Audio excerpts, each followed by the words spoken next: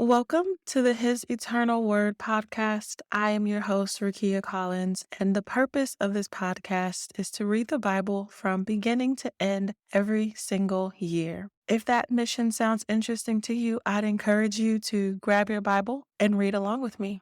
And on today's episode, we are going to be starting with Genesis chapter 39, going all the way up until Genesis chapter 41.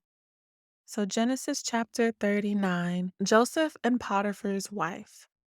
Now, Joseph had been brought down to Egypt, and Potiphar, an officer of Pharaoh, the captain of the guard, an Egyptian, had bought him from the Ishmaelites who had brought him down there.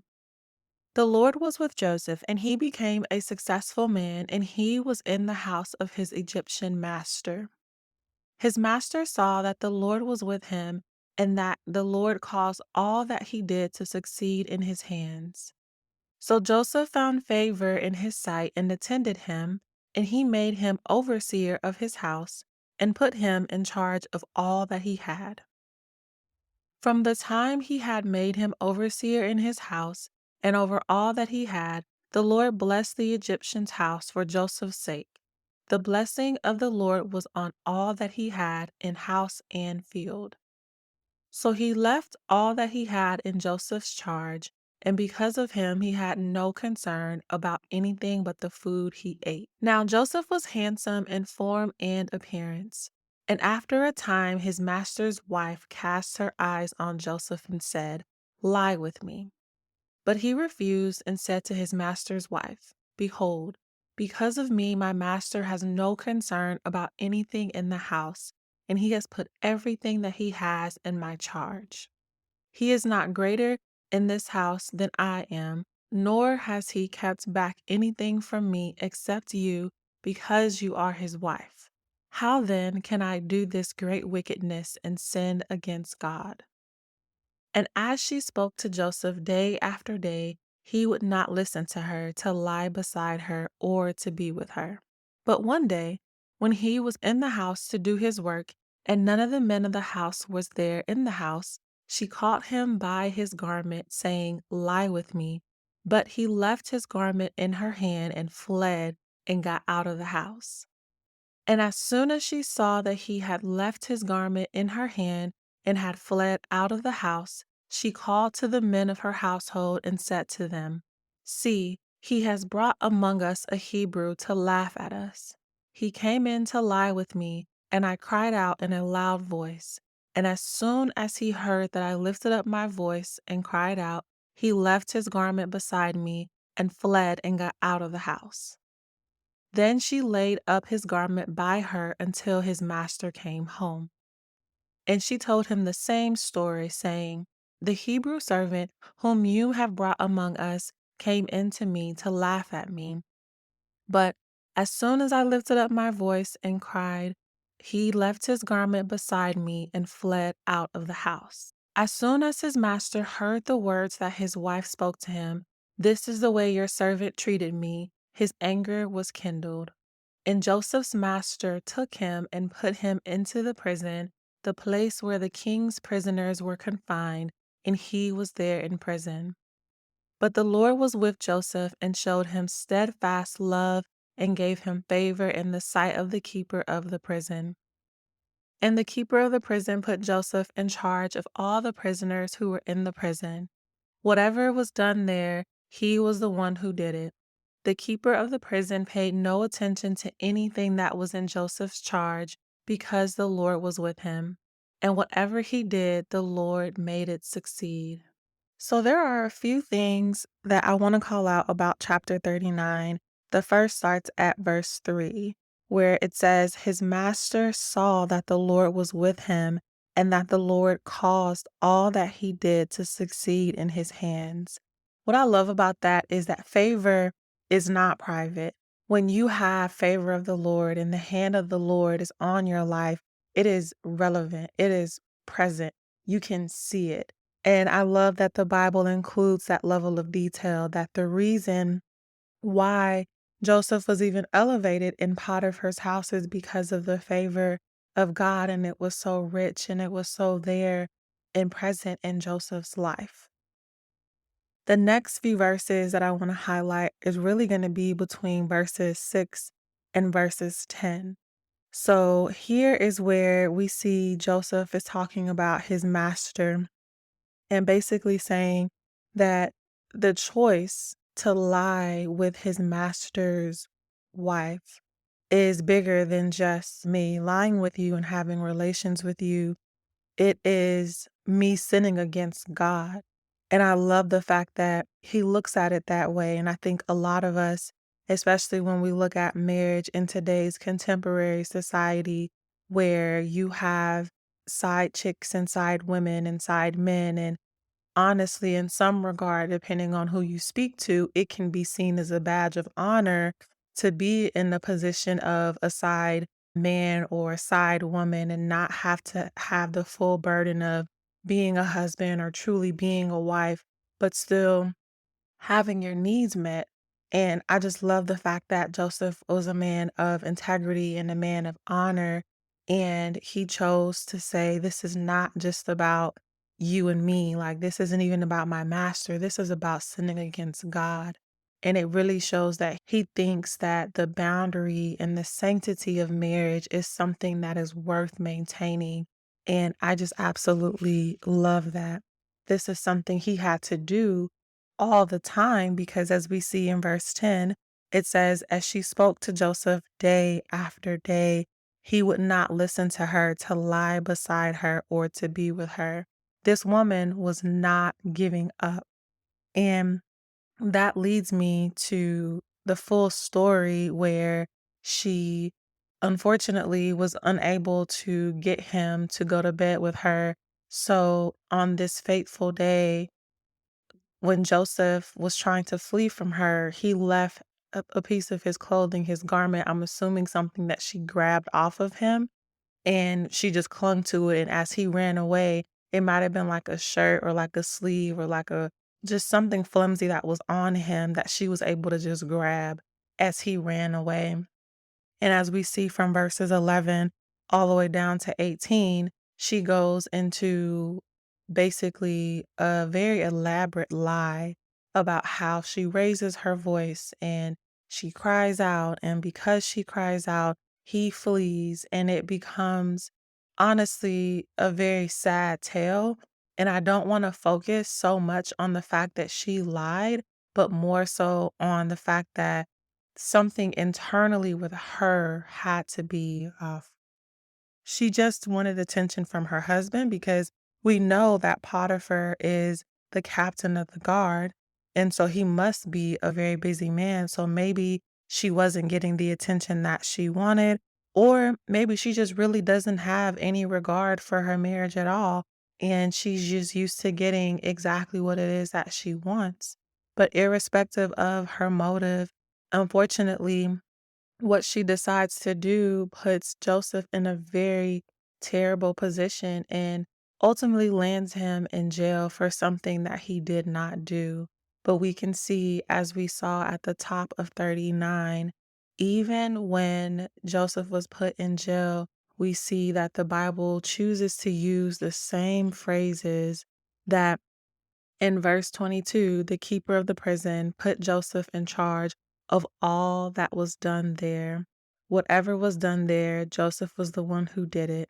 And with Joseph in charge, he did not worry about anything because the Lord was with him and the Lord made everything that Joseph put his hands on succeed. And it's really a testament to the fact that we see this young man go from being basically thrown in a pit and sold into slavery, and he's picking himself up by his bootstraps. Yet and still, he's faced with another obstacle that lands him in jail for something that he did not do. And we still see that every single place that he goes, the favor is on him, the ability for people to trust him. There's something about Joseph, which we know to be favor, but of course, for the Egyptians who have not been exposed to God in the same sense that Joseph has, they just recognize it as, okay, there's something going on with him to where whatever he does prospers. And it gives them a sense of relief to where when Joseph is around, they don't have to concern themselves with anything. And I would encourage you to do some internal reflection. Is it the same for you? Do you live a life that is so honorable, that is so full of integrity, that people, when you come around, they are at ease? They don't feel like, oh man, this person's coming around and they're just bringing gossip or they're just toting news back and forth. Like, how do you make people feel when you come around? Because Joseph's favor on his life was so loud to where when he came around, people began to feel at ease and began to put their own personal responsibilities on him. And before we even get to that, I just want you to reflect about yourself and your own personality before we even get into the favor of the Lord being on your life. When people see you coming, what do they see? And then once you can answer that, what does that favor element look like? What does the favor of the Lord on your life actively look like? And so, with that, I do want to go into chapter 40. Joseph interprets two prisoners' dreams. Sometime after this, the cupbearer of the king of Egypt and his baker committed an offense against their lord, the king of Egypt. And Pharaoh was angry with his two officers, the chief cupbearer and the chief baker, and he put them in custody in the house of the captain of the guard, in the prison where Joseph was confined. The captain of the guard appointed Joseph to be with them, and he attended them. They continued for some time in custody. And one night they both dreamed, the cupbearer and the baker of the king of Egypt, who were confined in prison, each his own dream, and each dream with its own interpretation. When Joseph came to them in the morning, he saw that they were troubled. So he asked Pharaoh's officers who were with him in custody in his master's house, "Why are your faces downcast today?" Then they said to him, "We have had dreams, and there is no one to interpret them." And Joseph said to them, "Do not interpretations belong to God? Please tell them to me." So the chief cupbearer told his dream to Joseph and said to him, "In my dream there was a vine before me, and on the vine there were 3 branches. As soon as it budded, the blossoms shot forth, and the clusters ripened into grapes. Pharaoh's cup was in my hand, and I took the grapes and pressed them into Pharaoh's cup, and placed the cup in Pharaoh's hand." Then Joseph said to him, "This is its interpretation. The 3 branches are 3 days. In 3 days Pharaoh will lift up your head and restore you to your office, and you shall place Pharaoh's cup in his hand as formerly, when you were his cupbearer. Only remember me when it goes well with you, and please do me the kindness to mention me to Pharaoh, and so to get me out of this house. For I was indeed stolen out of the land of the Hebrews, and here also I have done nothing that should put me into the pit." When the chief baker saw that the interpretation was favorable, he said to Joseph, "I also had a dream. There were 3 cake baskets on my head, and in the uppermost basket there were all sorts of baked food for Pharaoh, but the birds were eating it out of the basket on my head." And Joseph answered and said, "This is its interpretation. The 3 baskets are 3 days. In 3 days Pharaoh will lift up your head from you and hang you on a tree, and the birds will eat the flesh from you. On the 3rd day, which was Pharaoh's birthday, he made a feast for all his servants and lifted up the head of the chief cupbearer and the head of the chief baker among his servants. He restored the chief cupbearer to his position, and he placed the cup in Pharaoh's hand, but he hanged the chief baker as Joseph had interpreted to them. Yet the chief cupbearer did not remember Joseph, but he forgot him. So, chapter 40, the first thing I want to call out is going to be verse 6, where it says, "When Joseph came to them in the morning, he saw that they were troubled." This spoke to me about Joseph's character because he was put in charge of these prisoners. He was not just going by and doing his job. He was diligent enough in his work to understand that the circumstances had changed. that his prisoners were not as happy as they were before, but that they were depressed, they were sad. Something was going on with them. And that is what made Joseph ask the question. So, again, for me, it really just shows the fact that Joseph, even though he's not in an ideal situation, he's still the same Joseph, and he's not allowing the circumstances to make him not give 100%. He's not allowing the fact that this isn't fair, woe is me, I could be better, I could be doing 10,000 other things. Like he's just making the best of the circumstance that he was in. And I personally just love that. And the other call out I wanted to make about this chapter was the very last verse, which is verse 23, where it says, "Yet the chief cupbearer did not remember Joseph, but forgot him." We know in the story that the two servants that Joseph was attending to were servants of Pharaoh, and one's dream ultimately ended up getting him killed, or really was foreshadowing that he was going to die. And the other servant's dream, the cupbearer, was basically foreshadowing that he was going to go back to his former state. And Joseph asked the one who was going back to his former state, "Do not forget about me. Make sure that when you are put back in your state that you tell Pharaoh about me." And it's just so sad that he forgot. That's It's just the worst, because if I were Joseph, I can only imagine that he has hope that, wow, he's about to go back to his position. I should be coming up shortly thereafter because I did something for him. Surely he's going to do something for me. Surely he's not going to forget about me. And he did forget. So that was the main commentary that I had for chapter 40. And so moving on to chapter 41. Chapter 41, Joseph interprets Pharaoh's dreams. After 2 whole years, Pharaoh dreamed that he was standing by the Nile, and behold, there came up out of the Nile 7 cows, attractive and plump, and they fed in the reed grass. And behold, 7 other cows, ugly and thin, came up out of the Nile after them, and stood by the other cows on the bank of the Nile. And the ugly, thin cows ate up the 7 attractive, plump cows, and Pharaoh awoke. And he fell asleep and dreamed a second dream, and behold, 7 ears of grain, plump and good, were growing on one stalk.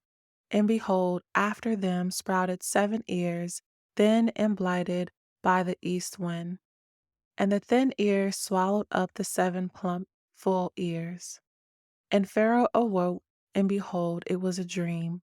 So in the morning his spirit was troubled, and he sent and called for all the magicians of Egypt and all its wise men. Pharaoh told them his dreams, but there was none who could interpret them to Pharaoh. Then the chief cupbearer said to Pharaoh, "I remember my offenses today. When Pharaoh was angry with his servants and put me and the chief baker in custody in the house of the captain of the guard, we dreamed on the same night, he and I, each having a dream with its own interpretation. A young Hebrew was there with us, a servant of the captain of the guard. When we told him, he interpreted our dreams to us, giving an interpretation to each man according to his dream. And as he interpreted to us, so it came about. I was restored to my office, and the baker was hanged." Then Pharaoh sent and called Joseph, and they quickly brought him out of the pit. And when he had shaved himself and changed his clothes, he came in before Pharaoh. And Pharaoh said to Joseph, "I have had a dream, and there is no one who can interpret it. I have heard it said of you that when you hear a dream, you can interpret it." Joseph answered Pharaoh, "It is not in me. God will give Pharaoh a favorable answer." Then Pharaoh said to Joseph, "Behold, in my dream I was standing on the banks of the Nile. 7 cows, plump and attractive, came up out of the Nile and fed in the reed grass. 7 other cows came up after them, poor and very ugly and thin, such as I had never seen in the land of Egypt. And the thin, ugly cows ate up the first 7 plump cows, but when they had eaten them, no one would have known that they had eaten them, for they were still as ugly as at the beginning. Then I awoke. I also saw in my dream 7 ears growing on one stalk, full and good. 7 ears, withered, thin, and blighted by the east wind, sprouted after them, and the thin ears swallowed up the 7 good ears. And I told it to the magicians, but there was no one who could explain it to me. Then Joseph said to Pharaoh, "The dreams of Pharaoh are one. God has revealed to Pharaoh what he is about to do. The 7 good cows are 7 years, and the 7 good ears are 7 years. The dreams are one. The 7 lean and ugly cows that came up after them are 7 years, and the 7 empty ears blighted by the east wind are also 7 years of famine. It is as I told Pharaoh. God has shown to Pharaoh what he is about to do. There will come 7 years of great plenty throughout the land of Egypt, but after them there will arise 7 years of famine, and all the plenty will be forgotten in the land of Egypt. The famine will consume the land, and the plenty will be unknown in the land by reason of the famine that will follow, for it will be very severe. And the doubling of Pharaoh's dream means that the thing is fixed by God, and God will surely bring it about. Now, therefore, let Pharaoh select a discerning and wise man and set him over the land of Egypt. Let Pharaoh proceed to appoint overseers over the land and take 1/5 of the produce of the land of Egypt during the 7 plentiful years. And let them gather all the food of these good years that are coming and store up grain under the authority of Pharaoh for food in the cities, and let them keep it. That food shall be a reserve for the land against the 7 years of famine that are to occur in the land of Egypt, so that the land may not perish through the famine.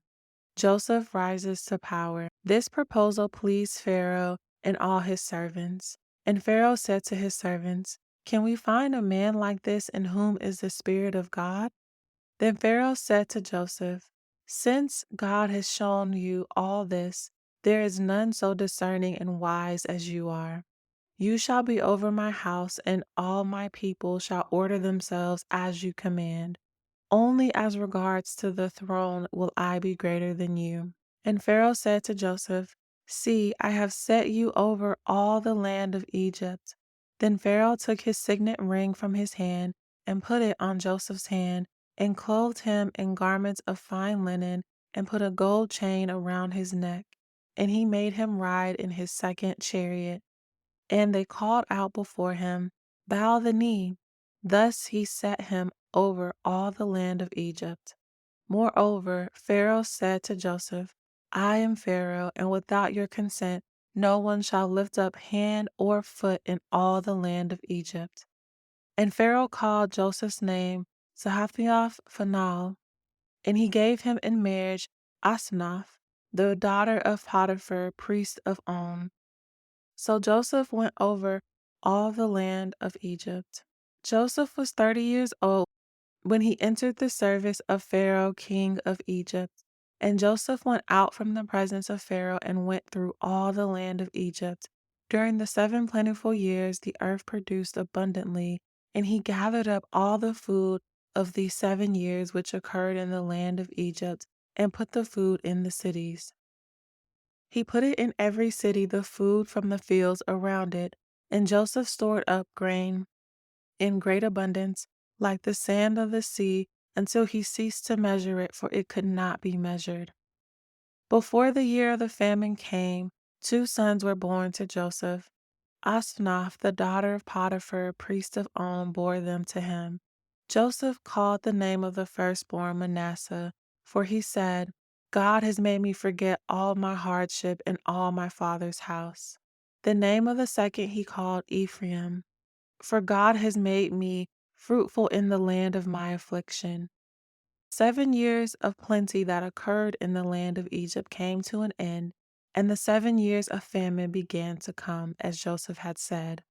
There was famine in all lands, but in the land of Egypt there was bread. But when the land of Egypt was famished, the people cried to Pharaoh for bread. Pharaoh said to all the Egyptians, "Go to Joseph. What he says to you, do." So when the famine had spread over all the land, Joseph opened all the storehouses and sold to the Egyptians, for the famine was severe in the land. Moreover, all the earth came to Egypt to Joseph to buy grain, because the famine was severe over all the land.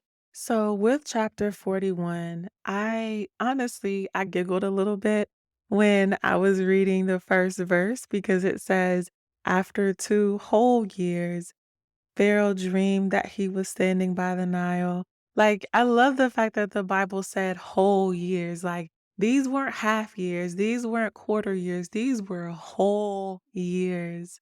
And so I just love that level of detail. I thought that was hilarious. But the next thing I wanted to call out was going to be the omniscience of God, because I would have never imagined that the reason the cupbearer forgot about Joseph originally was for such a time as this, was after those 2 whole years had passed. Joseph had a bigger calling over his life. And it wasn't just the calling itself, it was the way in which these people needed to be introduced to Joseph and introduced to Joseph's God. If you can imagine, again, my mind works in pictures. So I like to imagine that Pharaoh is laying in his bed and he's having these dreams at midnight and he's tossing and turning and he's not having the best sleep at all. He wakes up the next day. The Bible clearly tells us that his spirit is troubled because of these dreams. And so Pharaoh goes and does what he always does. He goes and he talks to his Egyptians. As we see in verse 8, Pharaoh told them his dreams, but there was no one that could interpret them for him. And so, if we can imagine, we have the most powerful man in this land who is troubled, who went to the resources that he always goes to get these answers, and they do not have the answers for him. But thankfully, there was one person that was placed there, the chief cupbearer, and he already was exposed to Joseph. And here we see that the cupbearer is just explaining to Pharaoh, I remember my offenses. Let me tell you about this guy who helped me out. Now, before we continue going through the story, I want to pause there because now we see here Pharaoh has no choice but to call Joseph out. Why? Because Pharaoh has a problem that he otherwise cannot solve. He can't solve this problem. His magicians can't solve this problem. Clearly, Pharaoh himself can't solve the problem because he can't interpret his own dream. And so, had the cupbearer, as soon as he got out of prison, went to Pharaoh and said, "Hey, Pharaoh, there's this guy, Joseph, that was wrongfully in prison, didn't deserve to be there." Like, Pharaoh probably wouldn't have batted an eye. He probably wouldn't have cared. Honestly, the cupbearer might not have said anything because listen, I got out of prison myself.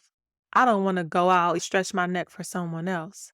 But here we see God is so good. He sets up an opportune situation, an opportune circumstance where all other options are exhausted. And now, as we see, Joseph's life is about to change with literally the blink of an eye. The Bible lets us know that they quickly brought him up out of the pit, that he shaved himself, he changed his clothes, and then he presented himself to Pharaoh. He took off the fact that he was in a prison because he had to shave. He changed his clothes. He left the old pit behind and went and presented himself to Pharaoh. This was not a one-on-one conversation. Pharaoh sitting on his throne, and we know that the cupbearer is in the room, and we have Pharaoh and we have his servants. And now Joseph is being ushered into the room. And Pharaoh immediately says, I had a dream and no one can interpret it. I heard that you can do this. Joseph's response is so good. Listen, it is not me, it is God.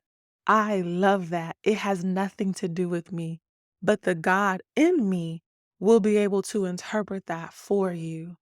I love that so much. And so, of course, Pharaoh goes through, he explains the dreams to Joseph. Joseph does what Joseph does, and he articulates the dream. As he gives his interpretation, he says, God has revealed to Pharaoh what he is about to do. And I love that he ends it all by saying, because you have seen this twice, this is just God letting you know that this is fixed by him and it's going to happen shortly. So, because this is going to happen, this is what I advise that you do. Set someone who is wise, that is discerning over the land, and this is what they need to do. And of course, Pharaoh's response is, listen, there is no one like you, and there is no one like your God. So, this is what we're about to do. We're about to follow you. Other than the throne, everybody else needs to listen to you. You are second to me only because of the throne. Outside of that, everybody needs to listen to you and pay attention to you.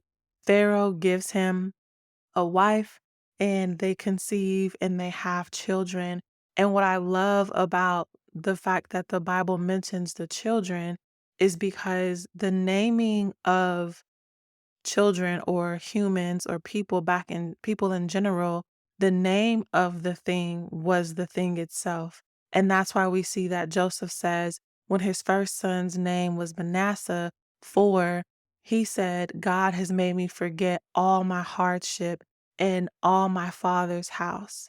And he named his second son Ephraim, for God has made me fruitful in the land of my affliction. So he didn't just call him a name or call his sons names because they were cute or because he liked how they sounded. These names had actual practical meanings to them. And that's something I want us to tuck away in the back of our mind, that when you see someone being named something, it was for a literal reason. And if we just think back quickly about what we know so far, we see that's why God changed Jacob's name from Jacob to Israel. We see that Sarai was changed to Sarah, Abram was changed to Abraham, because again, given the cultural circumstances, what a person's name was really identified them. And I will see you tomorrow so we can pick up with chapter 42. Thank you so much for listening to today's episode. I hope that you found some value out of this content. If you did, please leave me a rating or review wherever you are listening. This would mean the world to me. I'd also love to hear from you on social media. Please feel free to reach out on Twitter at His Eternal Word, the number one. And also, please feel free to reach out to me on Instagram as well at His Eternal Word. Visit our website at www.hiseternalword.com, and I hope you stay tuned for the next episode.